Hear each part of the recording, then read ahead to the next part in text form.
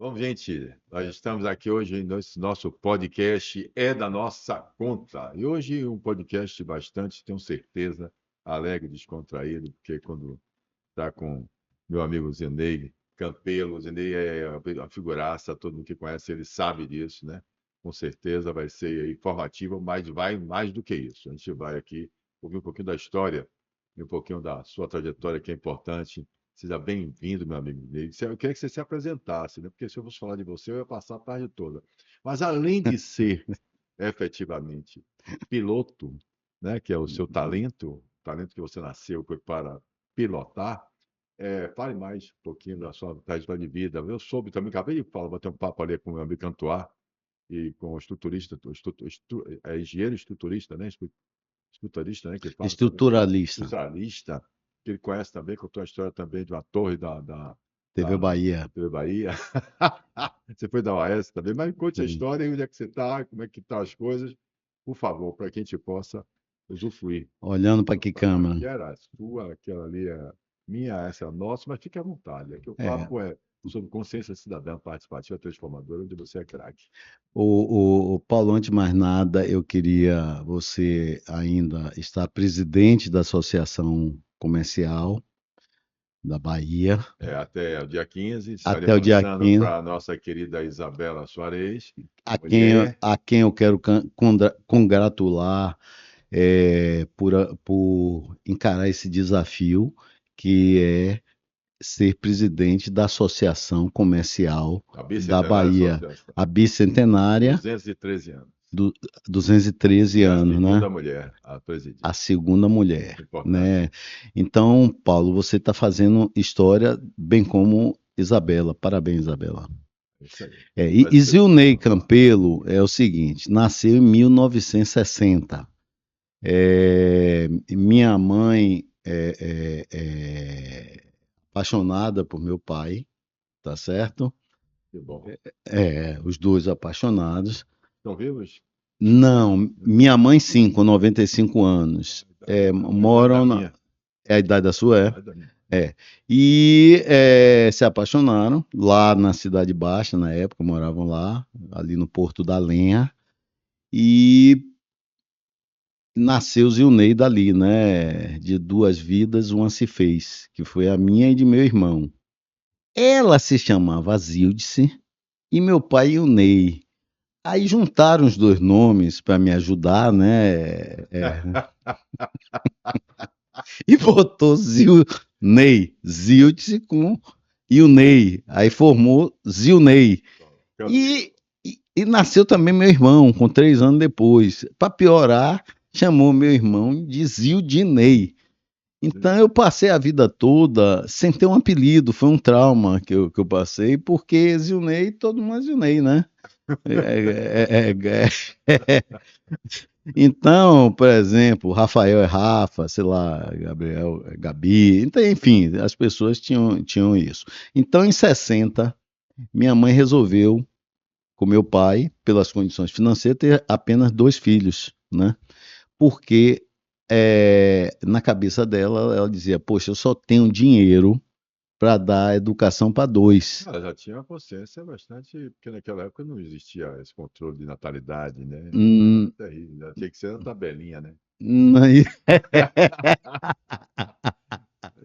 Exatamente. E aí ela teve esses 2 filhos, nasceu Zilney.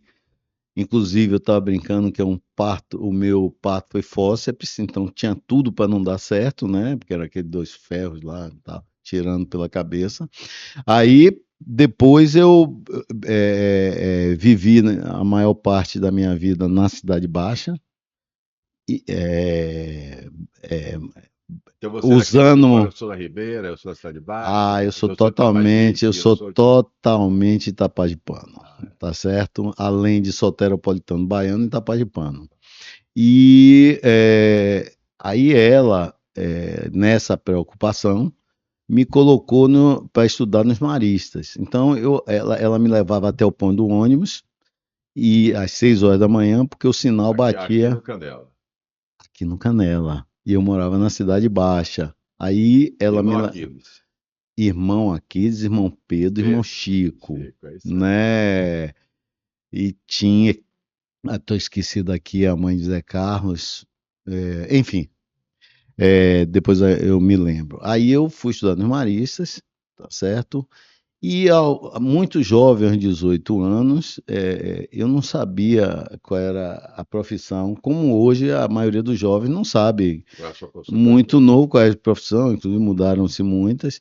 E aí, o que ocorreu? Todo mundo engenharia, não sei o quê, eu gostava de matemática, não gostava de física, imagine, e gostava de biologia, química orgânica, enfim.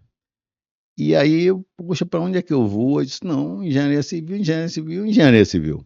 Né? E Aí me virou formei em engenheiro engenharia civil. e me virei engenheiro civil. E foi para mim muito bom, porque o engenheiro civil ele é bem generalista, né? E foi ali que você foi para a Naues? E daí é que eu fui ser estagiário da OAS e trabalhei lá ou com pessoas do grupo da OAS por 30 anos. 30 E anos, né? 30 anos na filosofia OAS. E em 2015 eu fui chamado e foi um presente para mim para ser gestor da Estação da Lapa, onde fiquei Onde a gente teve a nossa onde a primeira. gente teve as nossas conversas e durante 15 anos, durante 10 anos, desculpe, eu fui gestor da Estação da Lapa e agora tem uma outra empresa que está gerindo a Estação da Lapa, não mais a Nova Lapa, mas a empresa Terra.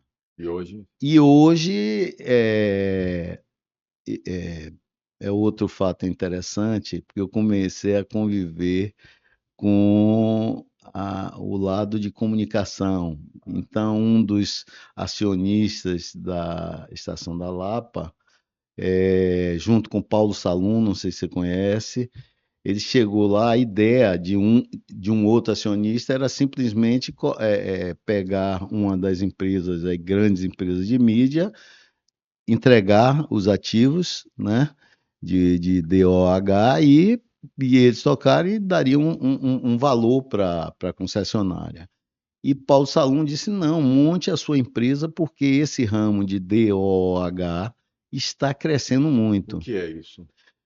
É, OH, Out of Home, o brasileiro gosta disso, né? É, Então é uma mídia, isso. você traduz aí, que é uma mídia próxima da Então, população, você um hoje está outdoor. tocando exatamente isso. Foi quando você, que a gente aí, Eu me a questão apaixonei tocou por aqui, foi isso. exatamente isso. É encontrar onde a gente, sempre você, prontamente, todas as ações nossas, É, você esteve apoiando a Associação Comercial da Bahia, a Fundação Paulo Cavalcante, o movimento, né, de cidadania, o movimento Prodilei popular, onde você, no seu podcast também, que é o de Voz, que é orgulho, Vozes da Estação, e eu lá na Estação da Lapa, você viu lá, você me arrumou o megafone, né, para a gente falar do projeto de lei popular, né, para solidário, projeto de lei popular que ajuda as santas casas, as empresas filantrópicas, o terceiro setor, de educação e saúde, mas principalmente a saúde, que nós precisamos muito de saúde hoje. E é interessante que nós estamos com esse projeto aqui e nós estamos verificando, né, o Brasil caminhando exatamente para mais cortes. Eu procurei saber, efetivamente, para conversar até sobre isso também, sobre os projetos de lei, sobre o apoio que você nos deu, inclusive levantando todos os seus, não só nos digitais, você colocou nos digitais, colocou em todas as áreas que se tinham o projeto de lei, para que as pessoas passassem no show na Lapa e vissem, né, que existia uma possibilidade de elas assinarem, de elas legislarem, fazendo projeto de lei, apoiando uma lei que ajuda, né, aos mais carentes, aos mais vulneráveis, as pessoas que estão naquela fila enorme, né? A fila que eu chamo da fila da dor, na fila da regulação, para ser atendido no Irmã Dulce, no Hospital Santa Isabel, no Hospital Criança de Marta com Gesteira, Criança com Câncer, Instituto Cego e tantas outras entidades maravilhosas que nós temos no mundo, ou desculpe, no Brasil, mas no mundo também. Bom, e aí Aliás, eu. deixa eu fazer um parêntese. A empresa que entrou lá, eu tenho certeza que continuará dando apoio, Ótimo, né, isso é ao muito seu importante. projeto. Vamos lá, ao porque nosso é o projeto. nosso projeto. Vale, beleza, aqui o projeto é nosso. Aqui nós estamos apenas, é da nossa conta, né? Nós estamos no podcast falando sobre isso, né? Um brindezinho aqui para a gente começar. Quando fala nossa conta, eu fico entusiasmado. Aliás, tem uma palavra de Paulo, viu? Pior que eu não estou falando para a câmera, eu não sou bom disso, não. Ele fez despertar em mim algo que sempre aconteceu, mas não tinha uma frase, né? Que é a educação cidadã. E o que é isso? Ela é muito ampla. E ele dizia, Zilnei, é importante que você desça na reunião de condomínio. Você não pode estar omisso a isso, né? Nem ninguém está omisso. Porque depois vem uma taxa de condomínio, ninguém sabe de onde é que veio, e eu não estou aqui para falar de nenhuma gestão, mas as pessoas ficam sem informação e ficam criticando, e não foram na reunião de condomínio.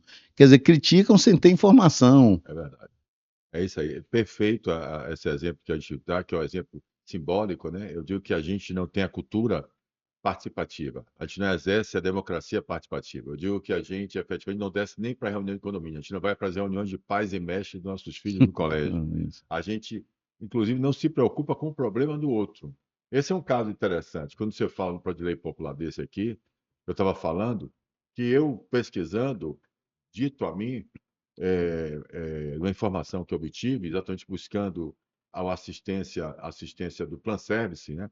Minha mãe precisou agora, minha mãe está com 95 anos e precisou ser internada. E minha mãe era defensora do plano, do Plan Service. Assim, minha mãe era uma pessoa que me ensinou isso, né? Ela dizia: não, não vou precisar de plano de saúde privado, por que eu vou pegar um Sul América, um Bradesco, por que eu vou pegar um plano de saúde desse, por que eu vou pegar. Não, eu vou usar o plano de saúde do Estado, do Plan Service, porque eu sou professora, eu pago, e pago por mim, sempre atendi a mim e a vocês, filho dela, né? Nos postos de saúde do Estado e tal, vou defender e tal. E realmente ela dizia isso, e até. Só que eu acho que ela não esperava que fosse mudar tanto. Se O eu lhe plano perguntar, ela está viva, está né? viva, Ah, 95 sim, anos, porque você e falou hoje ela está ela internada no passado. na UTI, exatamente tratando de uma saúde da infecção. Minha solidariedade Mas ela aqui vai para estar sua bem, mãe. ela é uma Da mulher mesma muito. idade minha mãe. Essa Ela é geração forte, é. ela é uma mulher, uma imortal também, invencível, até que a vida dele acabe. Então, é Minha que mãe nem eu, é que também nem eu. é impressionante. Então, o que eu quero colocar é o seguinte: eu quero colocar para vocês entenderem, quando eu falo de não participar.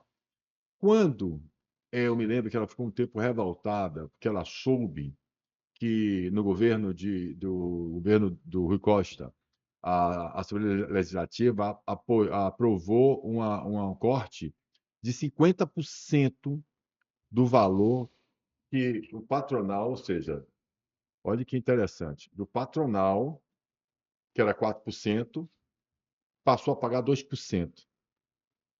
E eu me lembro que existiu uma manifestação das associações de classe dos professores e tal, revoltados, foram para a Assembleia Legislativa, reclamaram porque não houve a discussão popular, não deu tempo. Foi projeto que aprovou de vez, ou seja, foi por emergência, aí pau, aí tocou barco, justificando que estava sendo austeridade.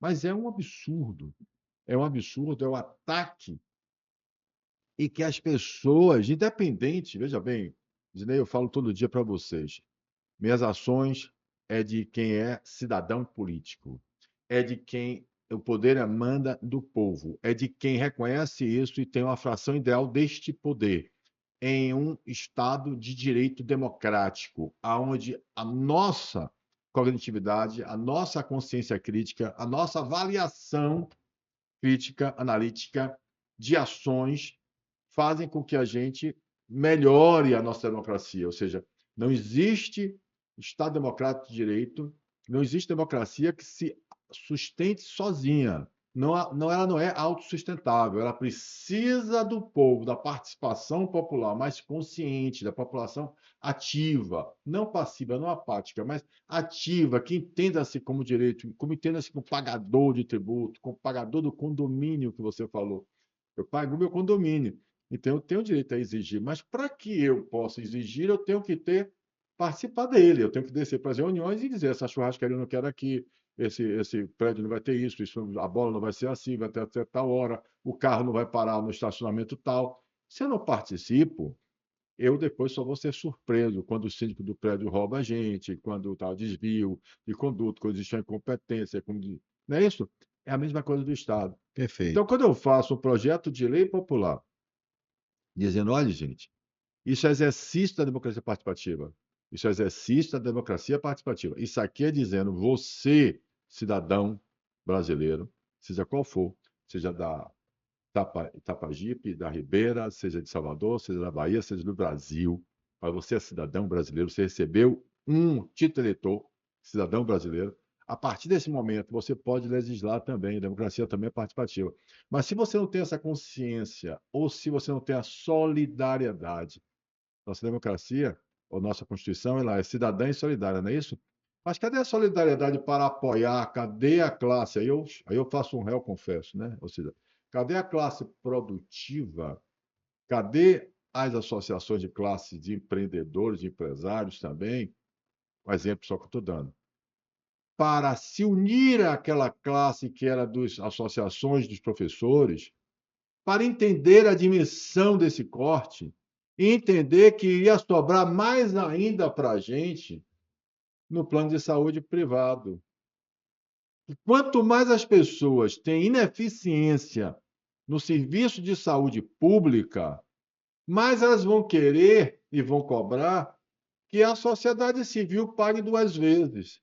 Você paga um imposto para ter seu plano de saúde, não tem com eficiência, aí você, de novo, quer que os empresários e você próprio, porque você paga uma parte, outro paga a parte também, pague para ter um plano de saúde. Aí o plano de saúde também tem dificuldade, e aí você chega um cúmulo, chega um absurdo, como nós estamos vivendo, Zinei, da gente ver agora publicado que em 2027 o governo brasileiro, seja o presidente que for, direita, de esquerda, de centro, não terá um centavo para aplicar em políticas públicas no nosso país. E Paulo, deixa eu até concluir aí você, é interessante. Eu estava conversando com um amigo meu e ele é bisneto do fundador das farmácias Santana, Ah, tá certo? E ele tinha assim um jeitão próprio de tocar. Inclusive, Jorge Aragão, que é estruturalista, me contou um dia desses, aí a gente conversando, que ele tinha algo na cabeça que para ele viver mais, ele já tinha que construir o túmulo dele. E ele construiu ali naquele cemitério Quintas dos Lázaros. Um túmulo. É interessante isso é. aí.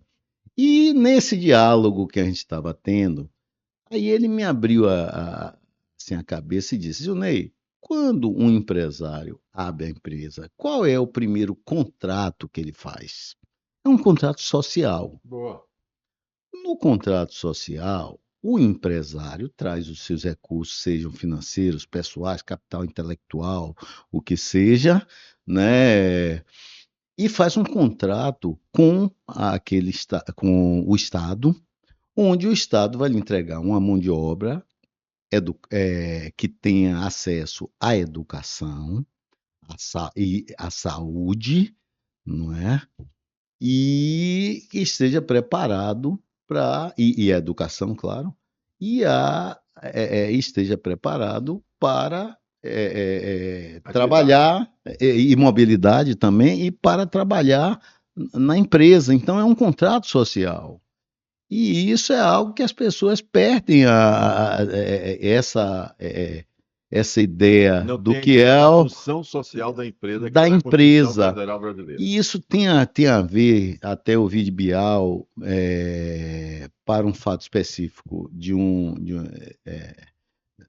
para um fato específico, que foi o Gaslighting, que foi um filme de, sei lá, 40 anos atrás, onde um Gaslighting? Gaslighting, que, que, que, Tratando de quê? que era um filme em que, segundo ele, o marido, à noite, na penumbra, fazia com que a mulher se sentisse culpado culpada da relação. Então ele botava naquela penumbra, e o gaslight é porque a luz era de gás na época. Quer dizer, ele fez uma coisa. E hoje, talvez a gente esteja. Aí é uma teoria minha, um gaslight coletivo, onde a gente demoniza a política, né, demoniza a participação, que é um equívoco. Nós somos um ser político, mesmo quando estamos sendo omissos. É verdade, essa foi boa. Veja bem, mas você quis colocar que Bial, nessa questão Não, Bial falou de um fato específico em relação a um assédio do marido em sim, relação à mulher. Isso está num filme, tá. tem um filme E aí aí. você está fazendo a relação Eu estou já com... falando na sociedade. Tá. Tem uma penumbra que demoniza a política. Que é importante a gente deixar isso claro para a pessoa entender o que você está querendo colocar. Você tem Existe uma você penumbra, tem uma influência tem uma influência. que eu, no caso do Gás, usava para a mulher para ela se sentir culpada da relação que tinha com ele, e você está dizendo que existe uma ação política, Não diria que política, mas talvez ideológica, social, social, não sei também evolução falar. aí. Vamos tentar bater esse papo, vai ser interessante. Esse papo vai ser interessante porque o que ele está dizendo é o seguinte: o que é que acontece com a capacidade de quem tem o poder?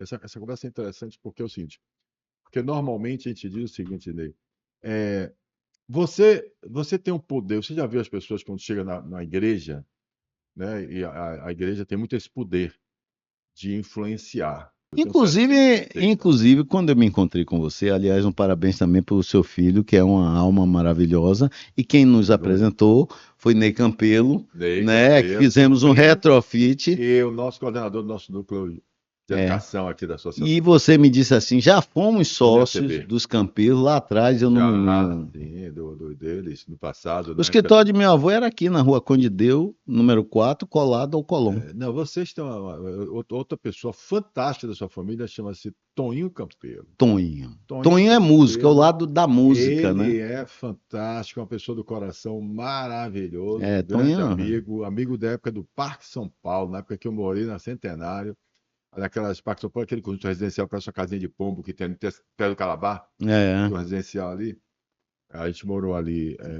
Eu acho que ele hoje toca, a vocação é tocar Ele bateria, né? faz parte elétrica, faz de tua empresa, a empresa que faz. Não, eu tô falando tocar o Mas ele instrumento, bateria. É o lado. músico de vocês. E minha mãe ainda comprou um acordeon para eu tocar acordeon, que eu não tinha nenhum dom. Meu pai era tenor. Mas correr de kart você corre ou de corrida? De que kart? Não, presta atenção. E seu Fusca? Não, meu Fusca Só no branco. intervalo, gente, porque isso é importante. Não, meu Não é só Fusca branco, eu de descobri aí conselho, o seguinte, eu tinha um Fusca 1300, tá certo? Não, você disse que seu Fusca andava na frente de Opala, de caramba. Exatamente. Como é que Porque era o seguinte, o Fusca era tração traseira. Sempre foi. Tá certo? Sempre foi. Todos Sempre foi. E 1300. E meus amigos tinham Caravan, Corcel, Passar TS. Passar, TS, LS. E às vezes, quando a gente se juntava em lugares seguros, claro, Claro, né? para um quilômetro de arrancada, assim e Desculpa, tal, viu? eu É que pulava da graças a Deus, frente. naquela época tinha muito pouco carro. Muito pouco carro. E eu conseguia passar na frente deles na arrancada. Fusquinha. Depois eles iam me passar, claro, né? Que, Claro. pô, com Claro. 6 cilindros, não sei o quê. Mas você corre hoje no kart, não? Eu corri até 2 anos atrás, porque na pandemia eu tive que me voltar para ficar na Estação da Você Lapa. pegou a estação lá para a E pandemia. Eu me lembro que peguei, nosso querido presidente aqui, Mário Dantas, ele foi comigo lá foi entregar as máscaras. entregar as máscaras. A Associação Comercial da Bahia foi a primeira na pandemia a fazer máscara, arrumar máscara e distribuir máscara nos ônibus da Estação da Lapa também. Distribuímos juntos. Juntos, exatamente isso. Inclusive foi a época de Fábio Mota também. Foi. Isso aí. Tem uma filmagem nossa lá Tem na fazendo. filmagem, eu estava no carro, viu? Eu não soltei nesse dia, não. Por quê? Porque eu digo, foi abaixo você, mas. Eu era vice-presidente, eu aguento ficar vivo para poder resolver. Assumir, né? Então, O Brasil tá tirar coragem, viu? Não, Mário, parabéns, rapaz. Aquele momento foi histórico pra gente, né? Porque estava faltando máscara e não se sabia que máscara usar. Aí houve um movimento inicial de pessoas fabricando, empresários começaram a fabricar máscara de pano. Encomendamos trouxemos e distribuímos. Fomos o primeiro. Fizemos uma equipe, inclusive, muito legal com Carlos Falcão, do Bis na Bahia, Poxa, Mário, importantíssimo, com Fábio cara. Vilas Boas, o secretário Poxa. exatamente da Saúde, participou. O Badaró participava também. Fizemos uma equipe bacana. Eu vou esquecer de alguns, me desculpem, mas esqueci alguns. A gente sempre esquece de alguém, né? Participou ativamente nos gráficos, como é que foi muito importante, fizemos um trabalho muito interessante. A Associação Comercial da Bahia, Mário Dantas, começou um desafio enorme aqui na Poxa, associação, foi. por você, a Lapa também entregando. Parabéns a todos vocês. Não, isso é uma função social nossa, né? Sempre. Consciência cidadã. Eu queria até perguntar o nome dos outros dois da sua Nós equipe, temos ali que eu só doutor estou falando de Murilo Beatriz. Murilo, e Nelsinho. Murilo e Nelsinho, né? Nelson. Nelsinho, Né? você vai entrevistar de novo aqui, rapidinho você vai ver. Ele é bom, ele vai ter que fazer os cortes para você. Ah, Vai ficar faça os legal. cortes bem feitos. Tira essa parte do Fusca, Do Fusca, viu? né? Porque Você acha que tem que tirar? não Eu acho que é sei. importante. É importante o Fusca. Importante. Se a pessoa precisa saber que você tem Sim. vida, que você também Tenho, uma prestação não social. tenho. E até quando eu corri de kart, na verdade, eu não sabia jogar bola. E sabe hoje? Não, se jogar para mim, eu vou cruzar as pernas e cair no chão, né? Tênis, a bola vai passar de tudo que é lado, tá bom? Então, qualquer esporte. Aí, quando eu era pequeno, eu acho que foi eu que me deu, minha mãe que me deu uma mobilete. E aí eu pegava aquela mobilete irresponsavelmente e ia até o limite final da mobilete. Aí, depois da mobilete, veio o Fusca, né? E olha, se esse Fusca falasse, né? E em 94 eu fui morar em São Paulo e apareceu um movimento interessante que é kart indoor, né?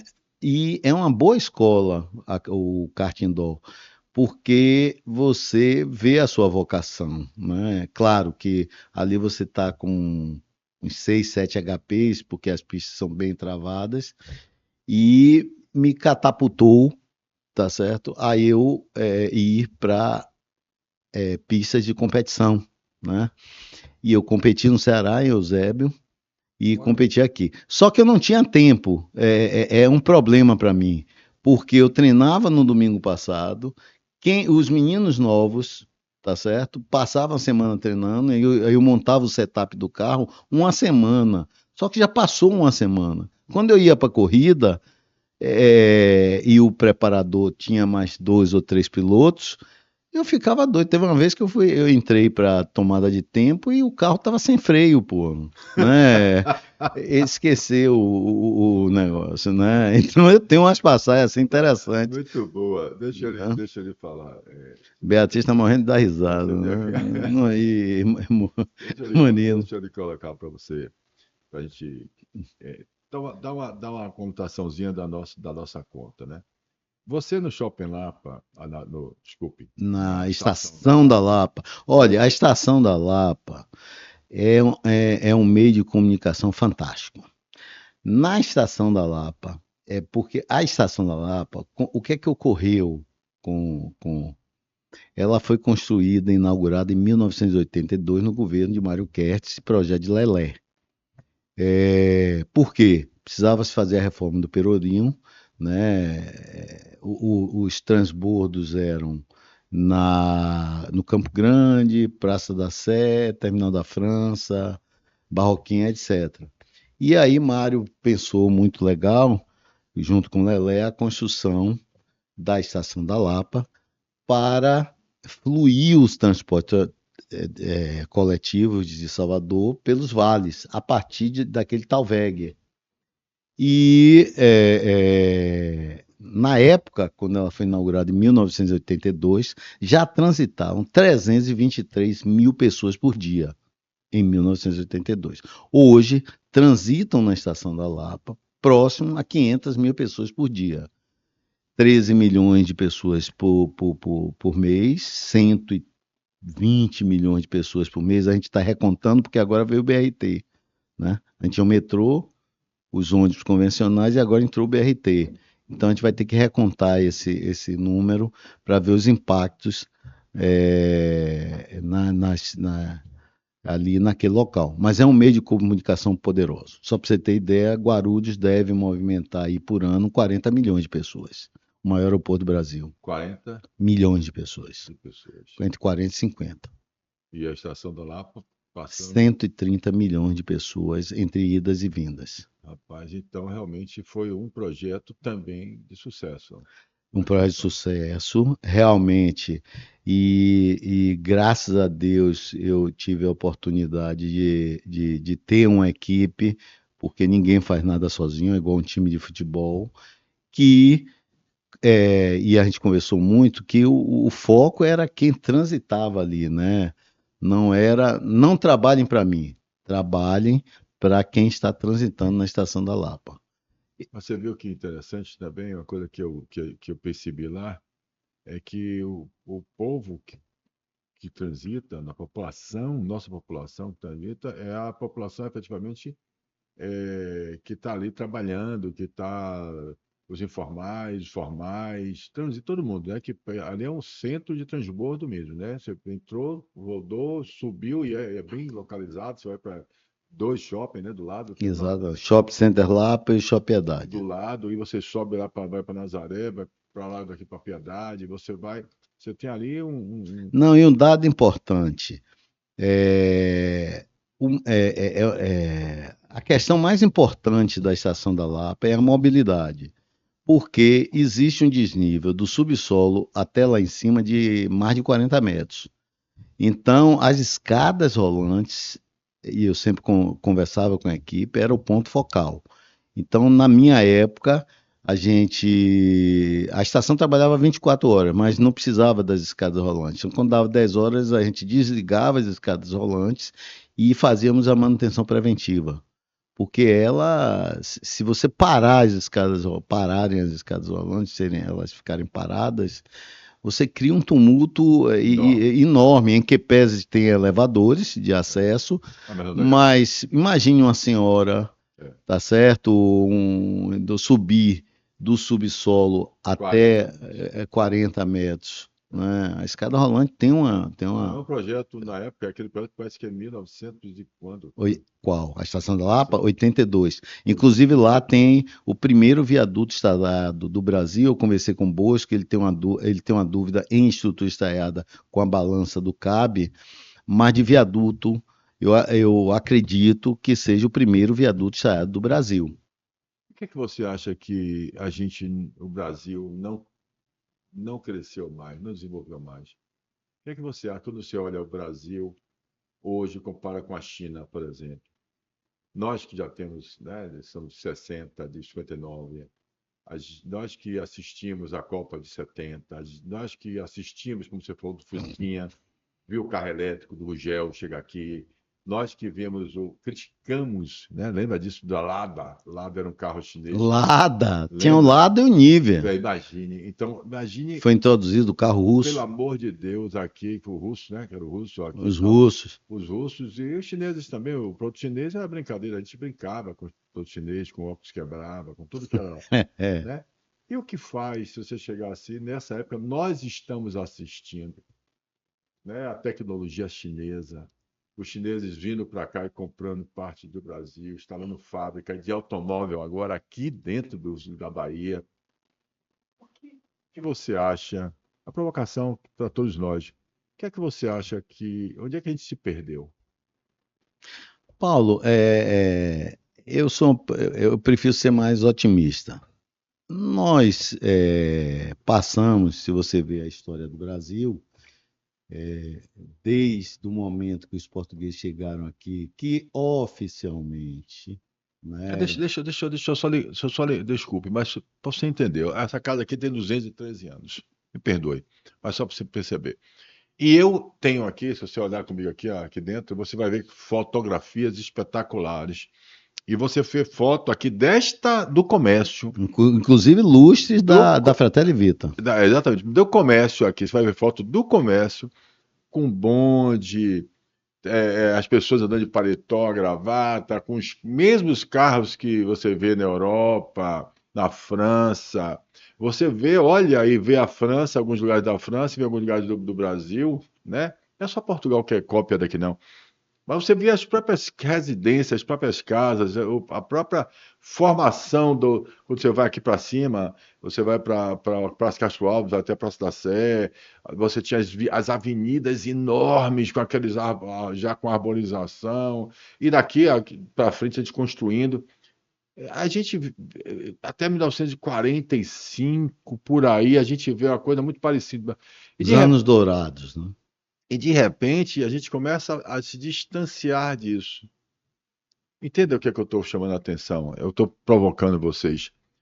É interessante, a gente não gosta de história, né? Aliás, o povo brasileiro ele está esquecendo de estudar, né? Hoje a gente vê nas redes sociais os caras brincando com perguntas para os adolescentes que saem das escolas.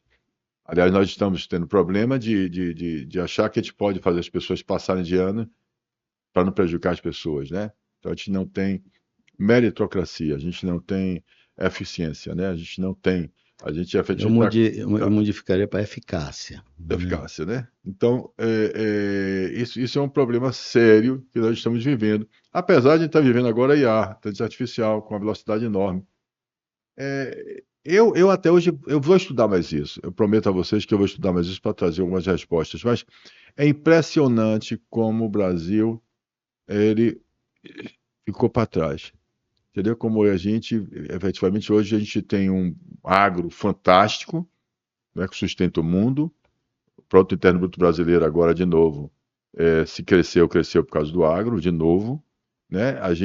Nós temos uma situação que era para se orgulhar, um país com clima, com terra, com tudo, com minério, com tudo, e a gente tem uma indústria, né, como o Polo de Camaçari que a gente convive, sucateada, né, acabada. A gente tem cadê a nossa grande petroquímica do Brasil, né? Cadê a nossa empresa? Cadê o Centro Industrial de Aratu? Cadê o Polo Petroquímico de Camaçari? Cadê o Centro Industrial dos interiores da Bahia? Cadê os nossos centros industriais do Brasil? Deu para entender qual é Entendi, a minha entendi grande claramente. preocupação? A gente precisa reagir, a gente precisa retomar isso, a gente precisa enxergar isso. E uma minoria só, né? Que eu fiz a provocação, Zenei, que foi o seguinte: não adianta, eu fiz até um artigo de quarta-feira e fiz outro, vai sair amanhã, dizendo o seguinte: não adianta. Nós, consciência cidadã participativa transformadora, certo? É isso que nós estamos fazendo aqui. Nós somos minoria. E se alguém ficar assistindo nosso papo até agora, certo? É com você que eu estou falando. Você também é minoria. Com ele dali, né? É com eles. Você também é minoria. A gente não é maioria, mas se a gente não se entender como minoria, mas como minoria capaz de, estrategicamente, nos unirmos, né? Sociedade civil organizada, associativismo, confederações da classe do terceiro setor, segundo setor e primeiro, pessoas de todos os lugares, de escolas públicas ou privadas, pode ser nas igrejas ou no exército, pode ser, depende da cor da nossa pele, depende do gênero que a gente escolha, depende da nossa religiosidade.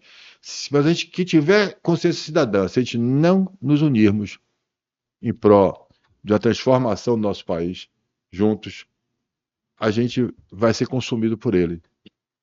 A gente não vai poder sair nas ruas, a gente vai ver nosso país efetivamente diferente das guerras. Porque nas guerras que você vê de Israel, que você está vendo lá com o Irã, na guerra que você está vendo na Rússia com a Ucrânia, nas guerras que você assiste na África entre países um com o outro, eles correm de bombas, chegou no nível já de violência, né, de matança, né, de morte, de as pessoas sobreviverem, e a própria família, né, você vê suas famílias, as pessoas que você ama. Você tem neto? Não. Não tem neto. Filho? Hein? Filho tem. 2 filhas. Pronto. Então, gente, vamos embora trabalhar, né? O cara tem que ter neto. Ter neto. Não, rapaz, olha só. Mas deixa eu terminar só aqui, Minha uma mulher pergunta, não fique me agoniado, não. impôs, Sim. Diga. e minha filha, minha mulher e minhas filhas Hum. me impuseram. Eu adoro o pet, né? Mas eu tive um pastor alemão, um animal maravilhoso lá atrás. Mas aí minha filha é fonoaudióloga e queria trabalhar com intervenção assistidas por animais. Isso pode médicos, várias profissões trabalharem. E comprou um Border Collie e colocou lá em casa. Então esse é o primeiro neto, né? Um Border Collie. O que é isso? Border Collie é um Nossa, cachorro de pastoreio. é um cachorro? É muito inteligente. Ele é mais inteligente que eu, porra. Mas Ah, ele veio de uma ninhada, tá certo? Reativa. Aí minha filha foi estudar sobre cachorros. E para poder trazer um novo cachorro, ele trouxe uma fêmea, né? É, para trabalhar, né? e aí eles E eles ficam lá e e têm filhos? hein? E tiveram cachorrinhos?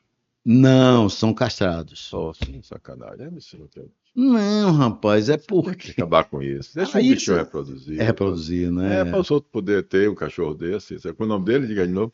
É Kalel, que ele tem um olhar 43 assim, é um cachorro lindo, mas é reativo.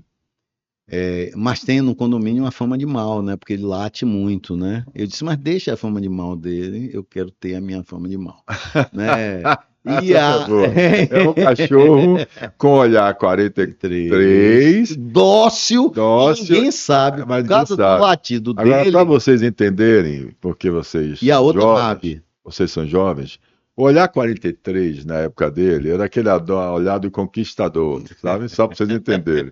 Mas vale, só estou indo Beatriz traduzir. não conhece essa música, não? Olhar 43? Conhece, tá vendo? Não, aí eu não tive filho, não Tá. tive netos, porque a outra filha, desde 17 anos, resolveu sair de casa. Engraçado que ela disse, tá, a gente estava no Ceará, e ela disse, ó, meu pai, eu vou para São Paulo estudar. Aí eu disse, ok, tranquilo, mas não tinha consciência de que é ter um filho fora, né? É.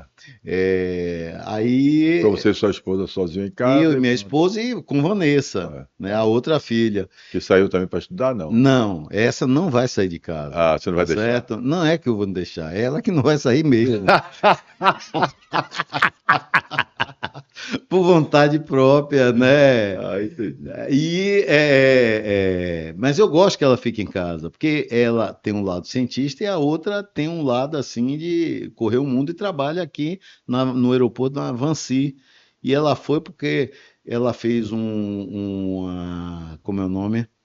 Não um concurso, enfim, A lá na seleção e Unicamp, uma passou. seleção passou e foi estudar em Lyon e Maravilha. pago pelo governo francês, E que né? bom. Você Zila, vê a me diga uma importância que o coisa. francês dá para a educação. Para a gente ir ficar dentro da nossa pauta, que é importante, a consciência cidadã, participativa transformadora.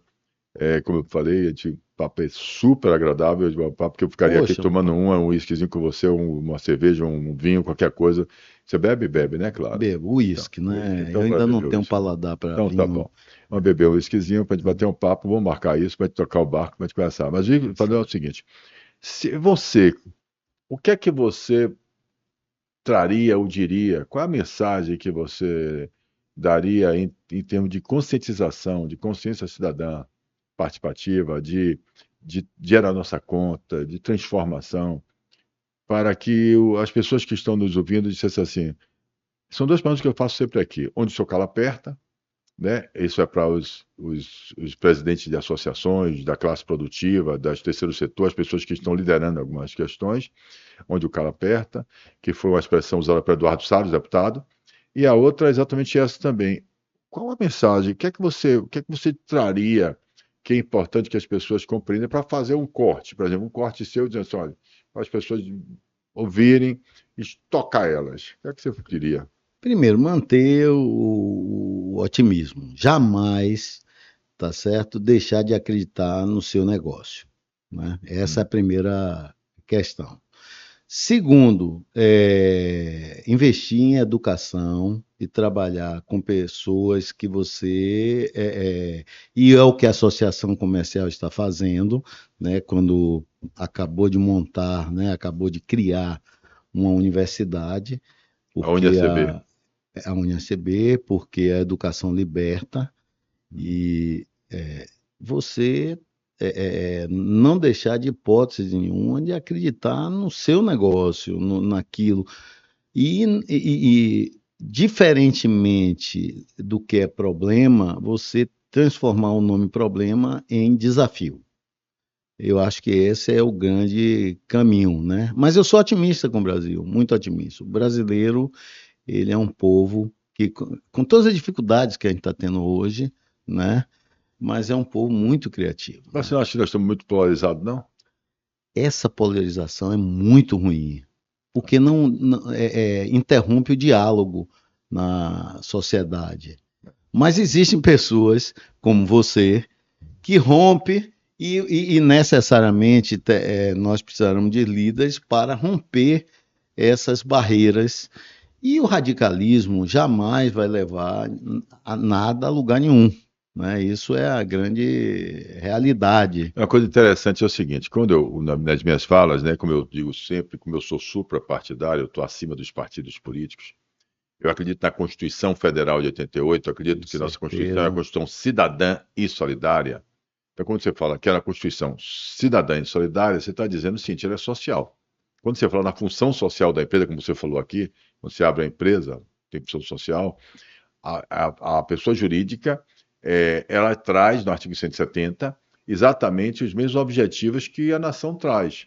Solidariedade, pleno emprego, assistencialismo, pagamento de tributo, bem-estar social, tal, tá lá. Eu até brinco, eu trago as ODS do Pacto Global, e das 17 ODS, eu mostro que todas elas e muito mais já estavam na nossa Constituição desde 88. E eu busco a evolução dessa Constituição.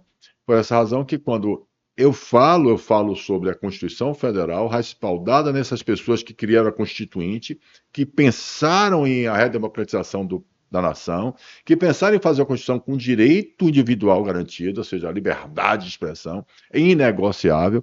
Essa discussão que nós estamos tendo aí agora, querendo censurar a rede social, é o caminho equivocado que vai levar a gente à censura, coisas que a gente já viveu. Nós somos muito ruins de história, né? De filosofia, de sociologia, a gente precisa estudar mais isso, para que a gente possa não repetir os erros passados. Não ideologicamente, não estudar filosofia, sociologia, história, ideologicamente, para poder justificar uma ideologia, certo? Parar no tempo. Ao contrário, o que eu chamo a atenção é que pegue todos os sistemas do mundo que já existiu, desde lá de baixo, desde a aristocracia, a democracia, seja qual for, nazismo, comunismo, seja o que você quiser pegar. Estude. Pega uma canetinha e coloque do lado assim, quais foram os pontos positivos e os pontos negativos para você, faça uma avaliação crítica, que você achou desse sistema. Depois, no final, faça um exercício, depois que você estudar. E se eu tivesse que criar um novo sistema hoje político-social? Como é que eu criaria, como é que eu evoluiria a partir da Constituição de 88? Mas, Paulo, você falou uma coisa muito importante, que é o seguinte, é a questão histórica. Esquecer da história, e isso é um fato que vem acontecendo, que as pessoas estão se esquecendo das histórias recentes, muito próximas,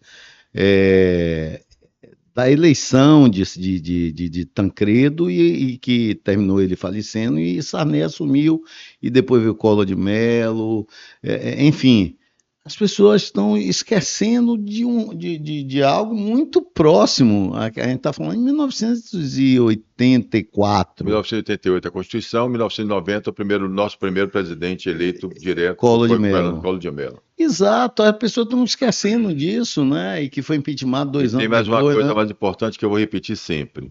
A gente fez o pior. A gente escreveu a Constituição e a gente não executou planejamento, as leis complementares. A gente não erradicou, por exemplo, o analfabetismo. A gente não fez isso. A gente efetivamente continua com a população. A gente tirou do Brasil uma coisa importantíssima, que era uma educação de cidadania, uma educação que ensinasse a Constituição. Eu fiz direito e eu estou lhe dizendo que até o direito constitucional, que hoje parece que são 1, 2 e 3, antigamente era 1 e 2, certo? O direito constitucional.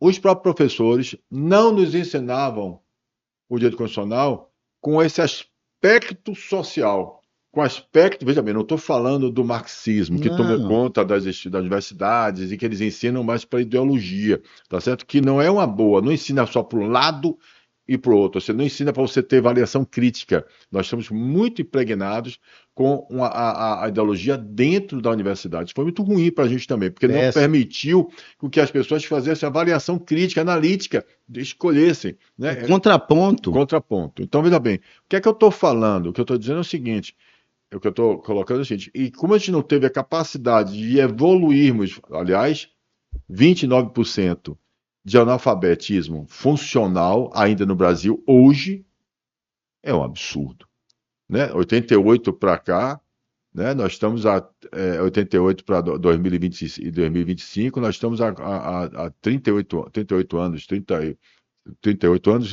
da Constituição Federal Brasileira. Eu diria que a grande mazela do país, por exemplo, minha mãe estudou numa escola pública, tá certo? E teve a sua educação toda voltada e foi muito interessante, inclusive para educar a família. Meu pai não, 37. hein? 37 anos da Constituição Federal Brasileira. Vai dizer. Exatamente. Então, novamente aqui eu volto, o trabalho que você faz e quando você cria uma universidade dentro da associação comercial, você está indo na linha da demanda principal do país, que é a educação. A partir da educação, você vai ter uma boa saúde, você vai ter, né, um bom sistema de transporte, um bom planejamento urbanístico, enfim, né, as áreas são imensas. O resultado da educação para as sociedades é algo incalculável e importantíssimo. Então vamos evoluir também para a nossa educação. Vai ser o próximo projeto de lei que a gente vai fazer. Exatamente, né? Mas esse projeto de lei que você está falando já é educação. Já é assim. É mostrar que as pessoas, os seres humanos, podem legislar e podem criar uma PEC. É isso aí. Como é que um cidadão brasileiro ou de uma cidade não sabe o orçamento da sua cidade?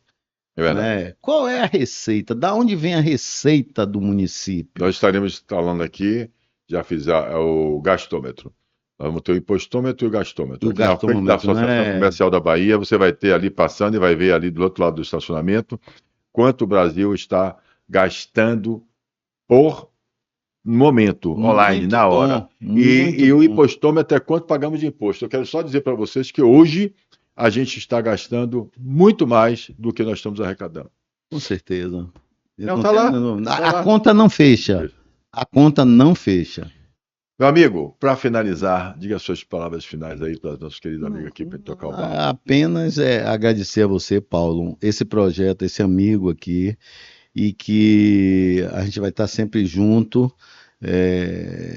porque esse trabalho que é desenvolvido e o foco é educação, nos traz aí possibilidades múltiplas de desenvolvimento para o nosso país e para a sociedade no mundo inteiro, né? Acredite que o plano de negócio, quer dizer, o planejamento estratégico, que a empresária está, planejamento estratégico. Quase que você fala em business plan, né? Claro, também. O estratégico nosso está muito bem montado, elaborado. Nós sabemos exatamente como que nós vamos fazer para trazer uma parcela da população brasileira para entender o que é consciência cidadã participativa, né? Entender que sem participar a gente não transforma, a gente não pode ficar apático, a gente não pode ficar omisso, a gente não pode entender que não é da nossa conta, a gente precisa entender que é sim da nossa conta. Vamos participar, vamos transformar.